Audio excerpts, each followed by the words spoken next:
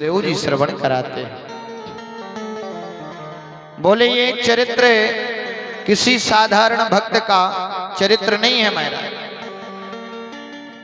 किसका है? बोलिए साक्षात जीवात्मा और परमात्मा भक्त और भगवान की जीवन गाथा है। सुखदेव जी बोले राजन ध्यान से सुनो कि कृष्ण स्यासी सखा कश्चे ब्राह्मणो ब्रह्मवित्तमा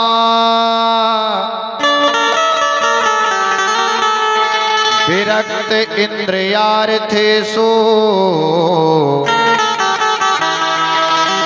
प्रशांतात्मजितेन्द्रियः।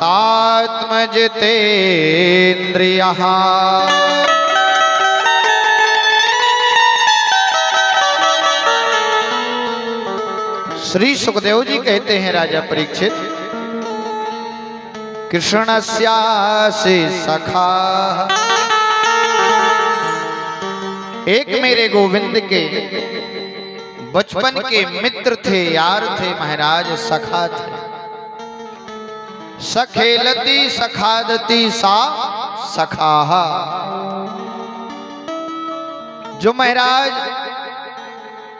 बचपन में साथ में खेले, एक ही थाली में भोजन पाए और एक ही साथ में विद्या अध्ययन किए,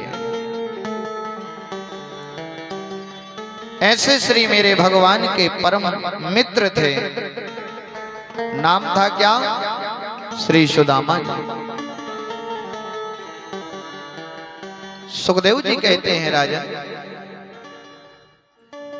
जो मेरे द्वारिकाधीश के मित्र थे ना, ऐसे वैसे नहीं थे महाराज। ब्राह्मण कुल में जिनका जन्म हुआ,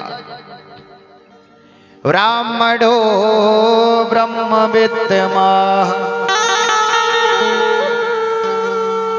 ब्राह्मण कुल में जिनका जन्म हुआ था, ऐसे वैसे ब्राह्मण नहीं महाराज। ब्रह्म वेत्ता थे, ब्रह्म को जानने वाले थे, ब्रह्म ज्ञानी थे महाराज। अपने ब्राह्मणत्व पर, अपने सदाचार पर सदैव अडिग रहने वाले, सदैव अपने ब्राह्मणत्व का पालन करने वाले श्री सुदामा जी। और सच्चा ब्राह्मण वही है जो अपने ब्राह्मणत्व को नष्ट ना होने दे, अपने ब्राह्मणत्व को दूषित ना होने दे। ब्राह्मण कुल में तो जन्म ले लिया और कर्म सूत्रों के जैसे, तो वो ब्राह्मण थोड़ी ना है। लिखा है कि जनेऊ चंदन धोती सिखा, अरि विप्रन की पहचान,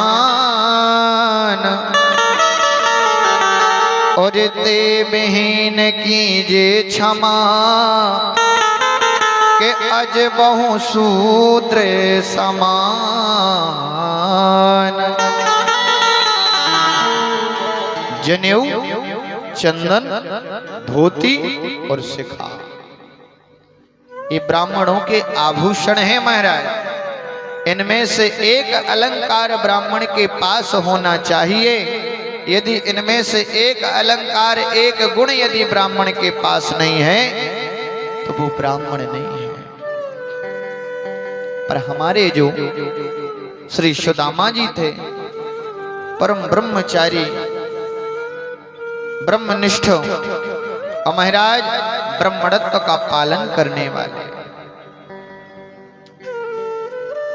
जिनकी इंद्रियों में लेस मात्र भी कोई तृष्णा नहीं है, कोई लोभ नहीं है, कोई लालसा नहीं है महाराज। किसी भी प्रकार की कोई तृष्णा नहीं है।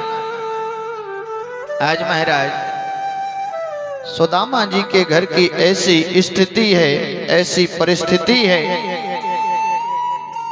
कि सुबह के भोजन है तो शाम का ठिकाना नहीं। यदि शाम की व्यवस्था है तो कल का ठिकाना नहीं है। पर महाराज इसमें भी मेरे सुदामा जी परम आनंदित रहते, परम संतोष रहते। ये नहीं महाराज कुछ है भी नहीं फिर भी आनंद में है। किसी भी प्रकार की कोई तृष्णा नहीं है, कोई लोभ नहीं है, क्योंकि हमारे जीवन की कभी तृष्णा मरती नहीं है। कितना भी आपको प्राप्त हो जाए, लेकिन ये तृष्णा और ये लोभ ऐसा है कि ये कभी मिटती नहीं है महाराज। शरीर भले ही मिट जाएगा पर आपके जीवन की तृष्णा नहीं मिटने वाली। कि मन मरे माया मरे और मरी मरी जात शरीर, और आशा तृष्णा ना मरे, सो कह गए दास कबीर।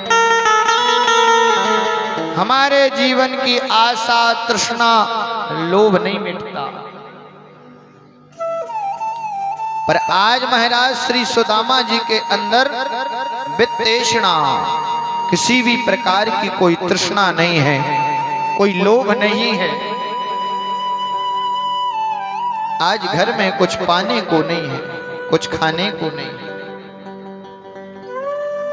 और परम भजनानंदी श्री सुदामा जी निरंतर प्रभु के भजन में लीन रहते, पर एक भी बार प्रभु से ये नहीं कहते कि प्रभु क्या आपको लेस मात्र भी मुझ पर दया नहीं आती, थोड़ी सी भी आपको मेरे ऊपर करुणा नहीं आती। आज तक नहीं कहते। क्यों? अरे कोई कोई दिन तो ऐसा निकल जाता महाराज के एक दाना पाना भी मुश्किल पड़ जाता, पर उसमें भी मेरे श्री सुदामा जी परम आनंदित, परम संतोष। आज मेरे प्रभु की ऐसी ही इच्छा, एक भी बार प्रभु को नहीं कहते। और हम और आप थोड़ा सा यदि कष्ट में आ जाएं तो प्रभु को याद करने लगते हैं, और जहां ऐश्वर्य वैभव मिल जाए तो उसी परमात्मा को भूल जाते हैं। भूल जाते कि नहीं भूल जाते? आज मेरे श्री सुदामा जी 4 दिन हो गए महाराज घर में चूल्हा नहीं जला है। केवल और केवल नियम था श्री सुदामा जी का 5 घर में मांगना। अब वो भी जाकर के मांगते नहीं थे, दरवाजे में खड़े हो गए। जिसने दे दिया सो ले लिया, और जिसने नहीं दिया सो बगैर महाराज लिए वापस लौटा दिया। यदि जिसने दे दिया तो भी प्रसन्न रहते, और जिसने नहीं दिया तो और ज्यादा प्रसन्न रहते।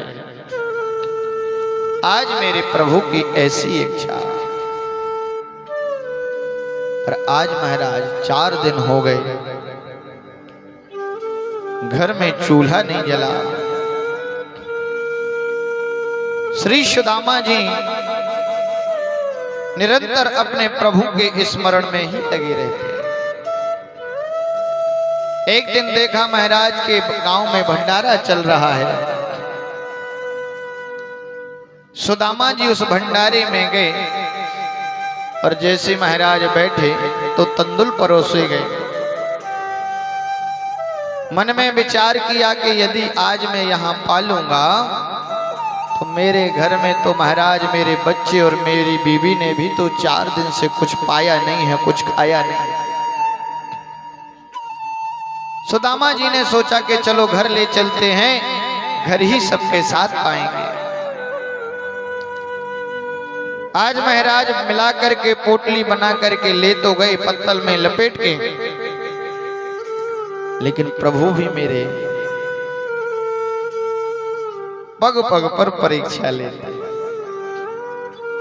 महाराज ये बात सत्य है प्रभु अपनी कृपामयी झोली में डालते जरूर हैं, पर ऐसे नहीं डालते मेरे भैया, क्योंकि सत्य के मार्ग पर चलते तो 100 हैं, मार्ग तय करने के लिए 100 तैयार होते हैं, लेकिन मंजिल तक कोई बिरला एक ही पहुंच पाता है। पहुंच पाता कि नहीं? ऐसे ही मेरे प्रभु भी जब अपनी कृपा में झोली में डालते हैं ना, तो ऐसे नहीं डालते। जैसे कुम्हार होता है ना, अपने मिट्टी के घड़े को अग्नि में, लाल अग्नि में पकाता है, पकाता कि नहीं पकाता, और पकाने के बाद निकाल करके फिर भी बार बार ठोकता है, कच्चा है कि पक गया, कच्चा है कि पक गया। ऐसे प्रभु भी जब अपनी कृपामयी झोली में डालते हैं ना, तो बार बार ठोकते हैं, बार बार बजाते हैं कि ये मेरे मार्ग से कहीं भटक तो नहीं जाएगा। आज श्री सुदामा जी ने मन में सोचा कि मैंने यदि पा लिया तो मेरे घर में मेरी बच्चे और मेरी पत्नी भूखे रह जाएंगे। महाराज पोटली बना ली चावलों की और लेकर के चले गए। जैसे ही ले गए तो रास्ते में महाराज कीचड़ में पैर श्री सुदामा जी का फिसल गया, और जैसे पैर फिसला तो वो जो तंदुल थे ना, वो सारे कीचड़ में गिर गए। देखा महाराज के पत्तल में 4-5 दाने लगे हुए हैं, उन्हीं को लपेट करके मेरे श्री सुदामा जी घर लेकर के चले गए। और महाराज अपनी पत्नी सुशीला से कहते हैं, देवी लो मैं ये प्रसाद लेके आया हूं, इसके हिस्से बना लो। अब गिनती के कुल 8-10 दाने तंदुल के। सुशीला ने हिस्से बना लिए, 4 बच्चे तो वो 6 हिस्से बना दिए। बोले स्वामी मैंने हिस्से बना दिए। कितने हिस्से बनाए देवी? बोले स्वामी 4 हमारे बच्चे, 2 हम, 6 भाग बना दिए हम। बोले देवी तुमने ये कैसे समझ लिया कि हम घर में 6 लोग रहते हैं? अरे जैसे ही 4 दिन से हमने, हमारे बच्चों ने और तुमने कुछ नहीं पाया, ऐसे ही तो 4 दिन से मेरे गोविंद ने भी तो कुछ नहीं पाया। मेरा गोविंद भी तो भूखा बैठा है ना, उनका हिस्सा क्यों नहीं बना? सुशीला कहते हैं स्वामी मुझे लगता है कि हमसे ज्यादा तुम्हारे गोविंद भूखे हैं। सारे दाने उठाए और गोविंद के पास रख दिए। जैसे ही भोग लगाया महाराज, इधर द्वारिकाधीश भी भोजन पाने के लिए ही बैठे थे।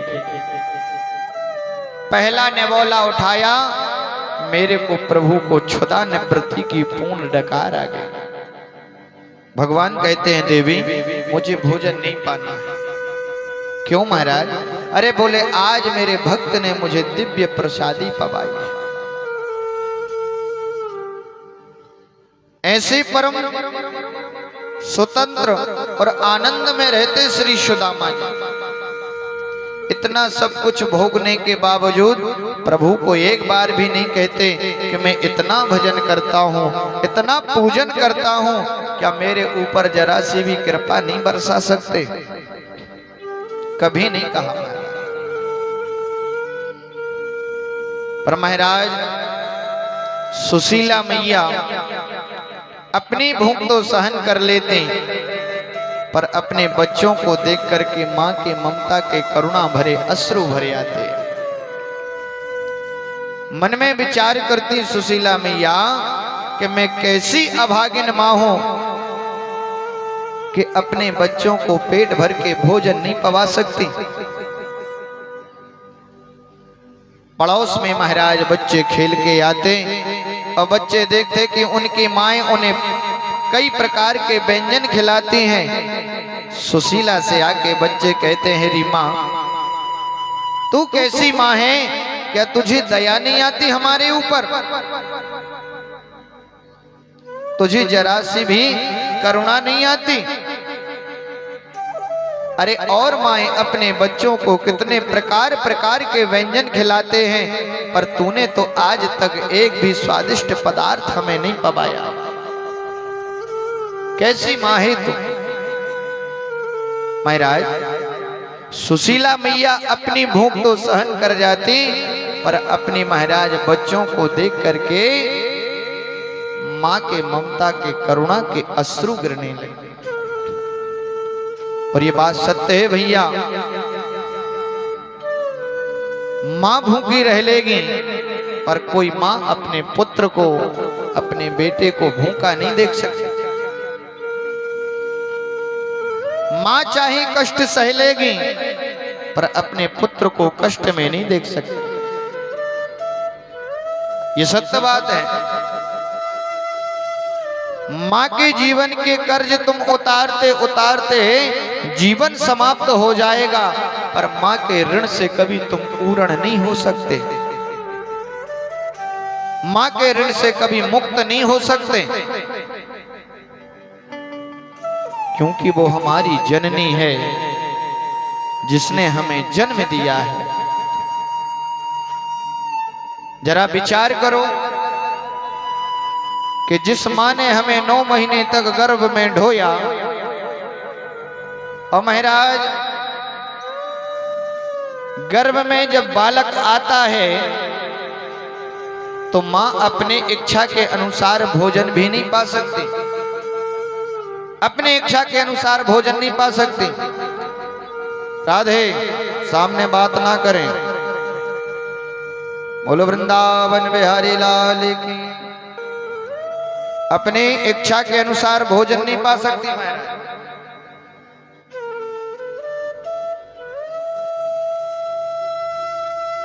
क्यों?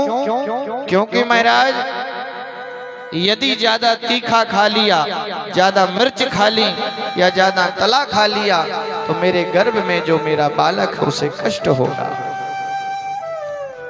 भोजन पाने की तो बहुत सी इच्छा है कि मैं क्या क्या ना पालूं, पर लेकिन अपने बच्चे के कारण, अपने शिशु के कारण महाराज अपने मन की इच्छाओं को मार देती है एक माँ।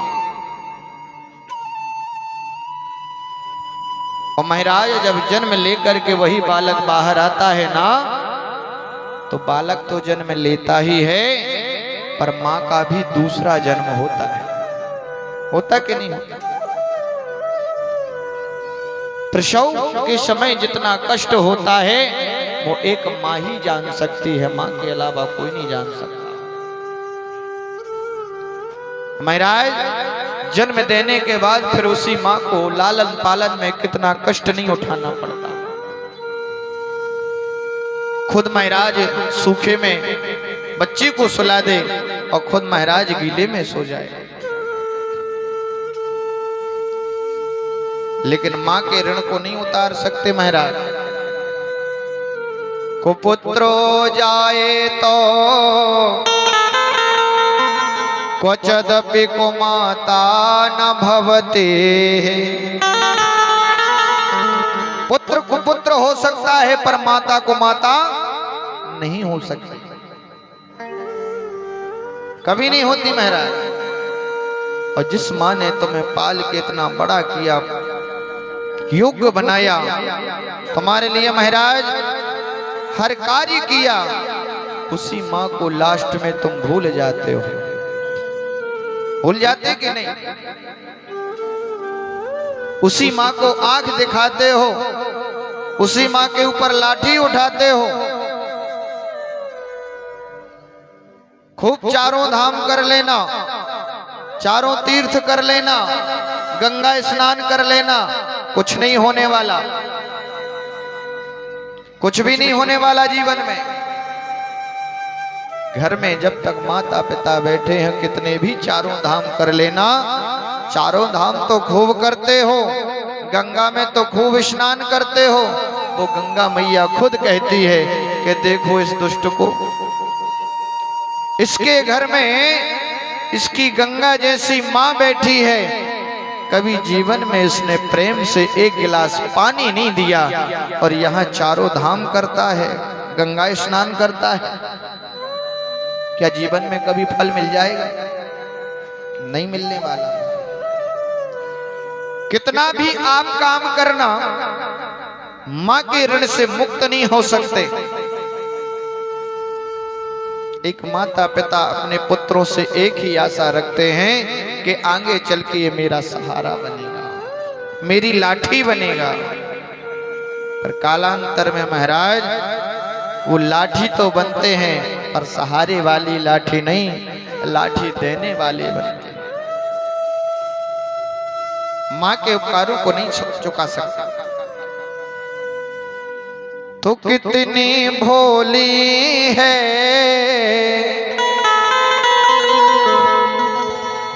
तो कितनी प्यारी है, कि जग से न्यारी है।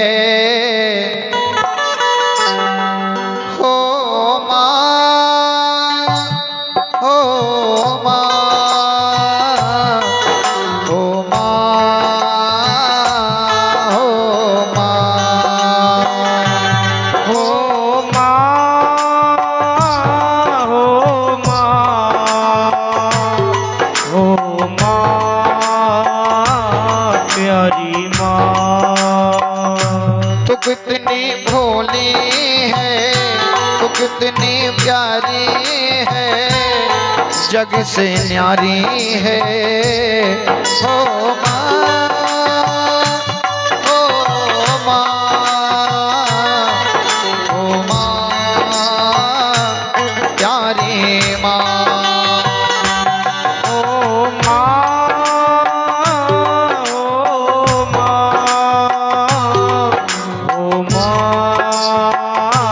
प्यारी माँ। देखो भैया क्या लिखा, माँ बच्चों की जान होती है, माँ बच्चों की जान होती है। अरे किस्मत वाले होते हैं वो जिनकी माँ होती है। किस्मत वाले, किस्मत वाले जिनकी माँ होती है। ये जो दुनिया है यौवन है कांटों का, तू फुलवारी है। हो माँ, हो माँ, हो माँ, प्यारी माँ। ओ माँ, हो माँ, हो माँ, प्यारी माँ। महाराज माँ का जीवन में आप ऋण नहीं चुका सकते। दुखने लागी माँ तेरी अखियां, और तेरे लिए तो जागी है वो सारी सारी रतियां। ये जो दुनिया है यौवन है कांटों का, तू फुलवारी है। हो माँ, प्यारी माँ। जीवन पर्यंत नहीं ऋण चुका सकते महाराज। आज सुशीला मैया अपनी भूख तो सहन कर जाती, पर अपने पुत्रों को भूखा देख करके कहती कि मैं कैसी अभागिन मां हूं, अपने पुत्रों को पेट भर के भोजन नहीं पवा सकती। महाराज प्रार्थना करते हैं कि हे प्रभु, यदि हमसे कोई अपराध बन गया हो तो हमें क्षमा कर देना। पर महाराज एक दिन सुशीला मैया के द्वार पर एक संत जी का पदार्पण हुआ। और ऐसे वैसे संत जी नहीं, मानो आज स्वयं चल करके भगवान ही सुदामा के घर में आए हो। संत जी आए और आकर के कहते हैं, भवति माम भिक्षाम देहि। सुशीला मैया से कहते हैं, अरे देवी मुझे भिक्षा में कुछ दो। सुशीला ने मन में सोचा, राम राम, घर में एक संत खड़े हैं द्वार पर और भिक्षा मांगने के लिए आए हैं। घर में एक दाना नहीं है खाने को और घर से संत को बगैर भिक्षा लिए कैसे निकाल दे। गृहस्थ जीवन में बड़ा बड़ा अपराध लगेगा। सुशीला मैया कहती हैं, महाराज मैं आपको भिक्षा नहीं दे सकती। क्यों देवी? बोले महाराज मेरे घर में सूतक लगा है। सूतक लगा है? हाँ महाराज। किस बात का सूतक? बोले महाराज पुत्र ने जन्म लिया है। क्या नाम है तुम्हारे पुत्र का? बोले दारिद्र देव। संत जी समझ गए कि घर में कुछ देने को है नहीं है, इसलिए बोलती है कि सूतक लगा है। संत जी ने कहा, देवी क्या मैं ये जान सकता हूं क्या ये श्री सुदामा जी का घर है?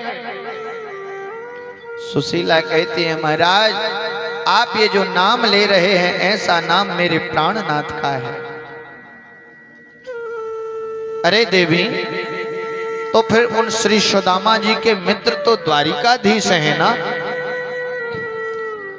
सुशीला कहती है, ना महाराज आज तक मैंने पूछा और ना मेरे स्वामी ने आज तक मुझे बताया। आज मानो ये कोई संत नहीं, मानो साक्षात द्वारिकाधीश ही चल करके आज याद दिलाने आए हैं कि मित्र तुम्हारा एक मित्र भी है।